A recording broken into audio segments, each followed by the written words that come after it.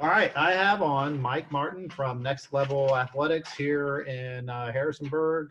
Mike, can you tell us a little bit? I know many of the kids and parents who are going to see this know who you are and probably work out with you, but for those who don't, can you just give us a brief rundown of your business and what you're doing here in the area with athletes and stuff? Yeah, sure. Thanks for having me on, Chad. First of all, Sure. Acorn Drive, like right down the road, and I've been in business since 2010 and started out of the basement. Now we're in a 9,000 square foot building, and we train athletes from middle school up through. We have some minor league baseball guys, and we trained a pro lacrosse player in the past, and overseas basketball player. Some of them that come through the area, but predominantly it's a lot of high school kids because we're located here, and they're here. And it's all sports: basketball, softball, baseball, soccer, volleyball, and skill specific. The only thing we do is baseball and softball, but otherwise it's just speed, strength, and power, and trying to make kids better athletes. So sports specific strength and conditioning. Yeah. Yeah, especially the older the kid, the more advanced the kid. I mean, we're not, if we have a basketball player, for example, like Stephanie Odekirk getting ready to play at JMU, like she's not going to train like a baseball player, and she's going to train what she needs. She's going to be a guard there, so she still has to get faster and more explosive, and that's going to be and obviously have enough strength to play inside. But so that's going to be a lot different than if we have a kid going to go play baseball in college that's a pitcher, or even a 13-year-old girl that's just trying to make her high school team. So yeah, definitely athlete and sport specific, and especially the older they get, then the more specific the workout is. Yeah. Can you talk a little bit about one of the things I'm trying to hammer home to the kids, especially during this time, is the importance of your physical well-being and regular workouts, and the impact that has on your mental well-being, and where that connection is, and just that taking the time. Don't just decide, I'm gonna work out a little bit this week, but like scheduling when you're gonna work out and getting into a routine. Yeah, I mean, absolutely. I mean, I can't give you links to research. It's out there. I just don't have it off the top of my head, but it's pretty easy to find several links between just exercise, just non-specific exercise, and academic performance, and cognitive well-being. And so, I mean, we don't want to get too far onto that side because I'm not a counselor or anything like that, but there's certainly people that deal with depression to a greater degree, and even kids. And so there's that aspect where just getting out, getting active in the sun can just help that side of things. Even we're just talking about exercise in general. And then we're dealing with a lot of online learning. It's real easy to sleep in till 10 or 11 o'clock. You get kind of lazy, and then, you probably don't eat as well because you don't have, I mean, even though EMHS makes good food, and it's, it's a schedule. So a lot of times kids are left to their own. So then maybe the nutrition's not as great. And then, they're trying to sit down and do some work, and just things struggle. We get sloppy. Not saying we have to get up at 6 a.m. I mean, sleep is a big factor in performance. So this is a great time for high school kids that maybe struggled with that because they were up till 11 or 12 and then had to get up at 6. They can get on a better schedule and get 8 or 9 hours of sleep and still get up at 8 o'clock, 9 o'clock. And then if you work out before you have to do your homework, I mean, there's plenty of research showing that will help that academic aspect go better too, just cognitive function. And so then you're kind of killing two birds with one stone. So just from that standpoint alone, I mean, there's significant benefits. Then as far as athletes, I mean, and maybe you'll ask this later, but we don't want to go, too far onto this side either. But if you don't maintain your level of fitness to a degree, and then you kind of try to jump back in like on your travel basketball team or something like that, full bore, and you've gotten kind of lazy in your training, then you're going to have a higher risk of injury as well. Yeah, I've wondered that, the things that I lay in bed and wonder about at night sometimes, trying to find a silver lining in stuff. I could see this to a degree for athletes. Like, you take a basketball player, for example, maybe they went all the way to state championship like the kids that played for us did, and East Rock and some of those kids. Your AAU season butts right up against the end of your high school season. You get no break and you're rolling into AAU, where you'll play 2, 3, 4, 5 games in a weekend. Maybe you get there and it's a weekend of someone's prom, and so your team only has 6 players, and so you play like 5 games and never come out. Yeah, so the benefit of being forced to take extra rest right now for some of these kids, and maybe focus more. Hopefully, they're working out physically and lifting and doing things. That's a positive, but the negative could be when you hit the ground running, and now you got coaches who have missed their whole summer. We got to we got to do this, we got to do that, and yeah, you put the pedal to the floor, and people start tearing things and dinging up their hamstrings or whatever, and maybe you push through something you shouldn't push through because you've been off for 2 months, and it's just a hammy, it'll be all right, and yeah. So kind of linked to that, one of the questions I wrote down, and I've been reading a lot of stuff about working out, and one of the interesting theories I was kind of looking into is a guy who basically said he doesn't think you should ever be sore the day after a workout. That if you're sore, you probably you pushed yourself too far, like the day before. And he kind of liked keeping things, instead of going 10 out of 10 and then taking a day off, keeping it at a 6 or 7 out of 10 and going every day. And that over the course of a year, if you're doing the 10 out of 10 and taking days off, I'm doing 7 out of 10 and going every day. Basically, I'm getting in X amount more workouts than you. And can you talk a little bit about soreness and like lifting and training and all that? Should you be sore or not? How sore should you be? How long do you have here? Because that's yeah. Well, just a brief. Yeah. Yeah. All right. So attention spans are what, small. Yeah. Real quick, like the best thing to find answers is to also look at other sports and who does what. So there's powerlifting, which we don't train athletes like powerlifters, but you still have to look at that because those guys, if anybody, you would think in theory, lift as hard as possible all the time. And then, Olympic sprinters, because all they do is sprint. So what good would just running slow help a sprinter? And so there's a guy named Charlie Francis who has a lot to say about, and he kind of created this system called a high-low system. So, and powerlifters are kind of the same. And so to answer your question directly about soreness, you definitely shouldn't want to be sore after every training session. Let's say you have your guys and they've been on senior trip for 3 or 4 days or whatever it is now. I don't know if you guys do that still, but and they come back, and maybe they did some running and stuff. It's not like they just sat around, but they didn't get that intensity ramped up. And then they're just first day back in the gym, they're just excited to have a ball in their hands again and be back. And so their intensity is just really high. They might be a little bit sore after that, not because they're in poor shape or anything. It's just they had a lot of adrenaline, first day back on the court in a couple of days after kind of just being, cooped up on buses and stuff and in motel rooms. And so that's fine. That's totally normal.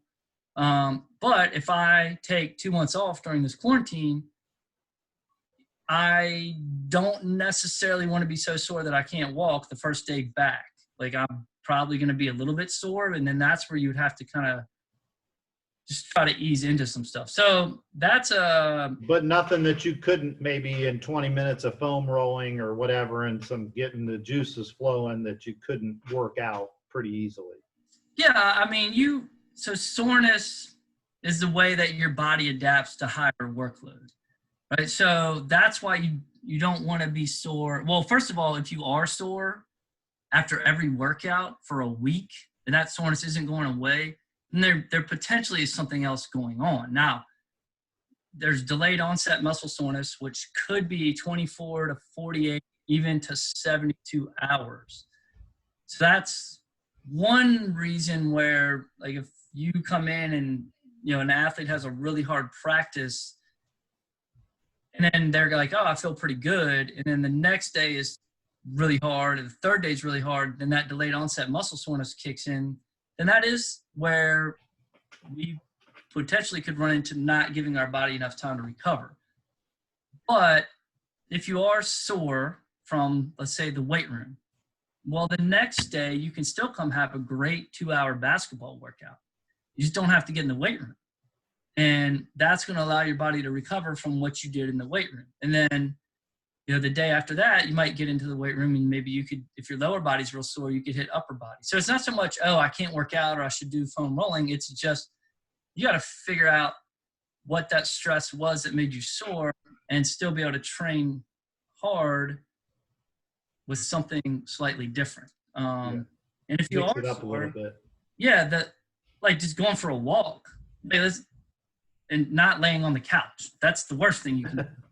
Yeah. Like getting out Not and sitting there playing video games. Right. You want to be active. But then to address your question about that guy that said 6 or 7 out of 10. So everybody's watching, you know, this Bulls documentary, the Jordan. And so, it's clear that he didn't have days where he was always at 6 out of 10, or he wouldn't have been. And that's with Olympic sprinters, powerlifters, going back to that. There are times where you have to be at that 10 out of 10 because you have to force an adaptation and then allow your body to recover from that adaptation, and so you can come back even higher. But if you put the hammer down every single day and don't allow recovery, then that's where you will limit your actual output. Not saying you would get hurt, it's just you might not be at 100% of your capacity. And so like powerlifters might have 5 or 10% of their whole off-season training at what would be considered like a really high max level. And then probably 80 or 85% of what would be below max would be more technique-oriented stuff. Olympic sprinters, there might be a higher rate than that. But what Charlie Francis did with Ben Johnson and other guys he's worked with is really hard day, then a really low day. So recovery. But that doesn't mean nothing. It means relative, right? To and then a moderate day, and then another really hard day, and then maybe a low day. And it depends on how many days a week you're training and the level of your athletes. So for basketball, a really hard day might be full out 2-hour, scrimmage. Guys are just getting at it. Well, that doesn't mean you can't do anything the next day, but it might mean you keep them in like a half court setting, and they're still going hard, but there's not that starting and stopping and acceleration and acceleration, and that's an example, but they're still training hard. It's just, it's structured. You have to be careful that these high school athletes don't come in and say, oh, it's a recovery day, so I'm just going to check out. Like, it's just, you structure it knowing what's going to be more stress, less stress, moderate stress. So yeah, guys should be training hard, like fully hard, at least once or twice a week. And then now, we're dealing with people that maybe don't understand what I mean when I say hard. So, well, you always are going to train hard. It's relative.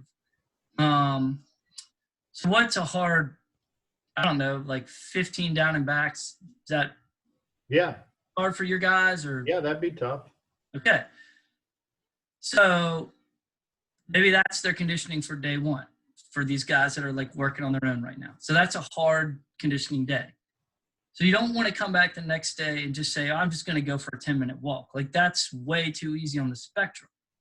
But you could still do a skill session where you're just working at one basket and you're coming off of cuts and maybe you're putting a move on and then going hard to the basket, right? So it's different stress. It's contained in an isolated setting. And there you go. Then the third day, you want to be more moderate. Now that's where you could get out into a half court. And if you're going to do, instead of a full down and back, it might be 15 to half court and back. So you just kept the same intensity, but you cut the volume in half. Mm-hmm. Moderate day. And then you can come back on that Thursday, with the same like 15 down and backs, or, that's an example of how you would work hard, but just structure it so the recovery and the moderate and the hard days aren't misconstrued into like, well, I don't have to do anything. It's just allow your body time to adapt to that workload that you put on Monday, something slightly different, but you're still going to go hard at it. Yeah, the good teams that I've had have had that ability to understand that when we come in and we have a short day, because you have to have short days. Right. That doesn't mean it's a nothing day. That doesn't mean that you're mentally checked out. We might only take mental reps or whatever, get some shots up, but yeah, understanding that they still need to be dialed in that, but that we're trying to give, our feet or our legs or whatever a break. So, all right, 2 more here. So I know you're not a dietitian necessarily, but if you're a male athlete and you're trying to maintain your weight, about how much protein should you be eating? And if you're trying to gain weight, about how much protein? And then is that very different for female athletes? I would have to defer to. Now, first of all, if you're a kid or a parent, there is so much like bro science on the internet. Don't follow any of that. Use the scale. We will use the scale more than anything else. Now, you should always weigh yourself at the morning is the best time. And in a day-to-day fluctuations will happen, but over the course of a week, you'll be stable, right? Like, so it's not uncommon if I'm trying to gain weight. Like Monday, I might weigh 160. Tuesday, I could weigh 162. But by the end of the week, I could weigh 160.5. Well, that's probably what actually happened, right? And it spikes up and down but I gained half a pound that week. Okay, so I'm on the right track. If I lose half a pound, well, I am not on the right track. Because it's still relative to activity level, and I'm hesitant to just say, hey, eat X amount of protein per body weight. Because you should eat. You can't be scared of carbs or fat if you're an athlete. You need all of that. And, the best way to maintain lean muscle mass is, one, to lift weights. That makes maintaining lean muscle so much easier than just playing basketball and trying not to gain weight, but trying not to lose weight only, because you're doing a ton of cardio because you're just running up and down, and yeah, you're sprinting and jumping, but it's really hard to maintain lean mass without losing muscle mass or strength if you're not lifting. So that would be what I would say before worrying about how much should I eat. And then we just go by the scale. Females, it's the same. And females, it's tricky because obviously you and I are not females. And we can't sit there and tell a female, like, look, if you have some muscles and a little bit of definition, that's fine. That's actually healthy. Like, we can say that. That's the way society should view it, not like super skinny, no muscle tone, but you're skinny, so that's healthy. But so what I would try to do is just say, listen, you're an athlete. If you want to be really good, you have to be strong, you have to be powerful, and you have to work hard. And, a lot of times that will take care of itself if it's hard too, because, eating disorders is a big thing. That's why for females. You've trained some of the absolute best female athletes around here. And for people that might not know him or be super familiar with him, go to Mike's Facebook page and check out videos of like Kana Davis, Stephanie Outerkirk, Mackenzie Freeze. Like, look at these female athletes and how powerful they are and what they could do. Mackenzie and Stephanie, they could play on just about any guys team in the area. No question in my mind, they're that good. Yeah. Yeah, no, absolutely. So for guys, just so I don't get long-winded, for guys, use the scale. And we tell kids, if you're trying to gain weight, it's also unrealistic to say, I want to gain 5 pounds a month. Like unless you're just hitting puberty and you're sitting around and you're just eating, and it's not going to happen, especially if you're playing basketball. But if you're trying to gain weight, anywhere from like 1 to 3 pounds a month is very doable. And so, a half a pound, maybe a pound a week. If you're not seeing that scale move and you weigh yourself every morning for a week and it hasn't moved, then don't tell Coach Seibert or anybody else, oh, I'm trying to eat. No, like you're not eating enough. I mean, scale doesn't lie. Move it. So half pound to pound. If you're not moving the needle, eat more. That's plain and simple as far as that goes. If you're trying to maintain weight, scale would be the same. Just use it, but you definitely try to add strength training to your program if you're not. It's just going to be a lot easier as an athlete to maintain weight at what you want and not lose power or strength, because you're going to probably have to limit some calories to maintain weight without gaining any weight.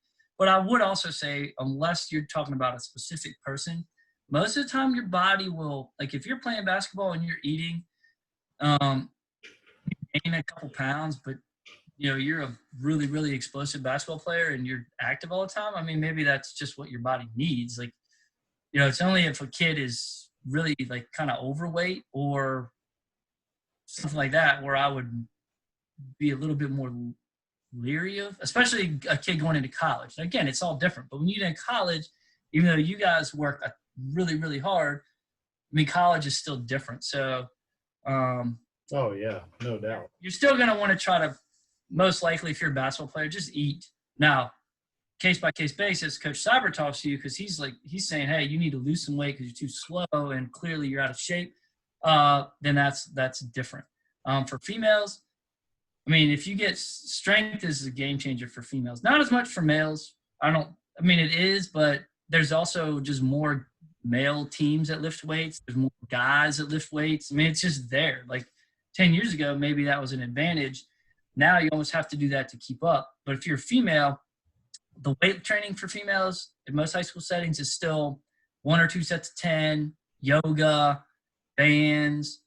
So if you legitimately get strong and move well in the weight room, the advantage is huge. And I mean, Steph and Kinsey, the two that you talked about, like they could just manhandle girls. Oh, and absolutely. Steph, like even guards in this area that are good, I mean, Steph would just go right by him. Like, and she's 6'1", and they're 5'8". And yeah, granted, those girls work. I mean, how many girls are willing to work like those girls too? I mean, that's part of it. How many people, girls or guys, are willing to work as?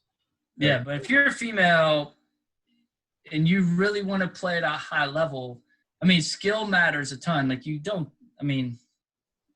I don't think that's what you're saying. Like, but strength is definitely going to make you a lot better and going to put you in a position to go into the college level and succeed. I mean, there's no doubt about that. Well, if everything else is equal, the stronger athlete. Right.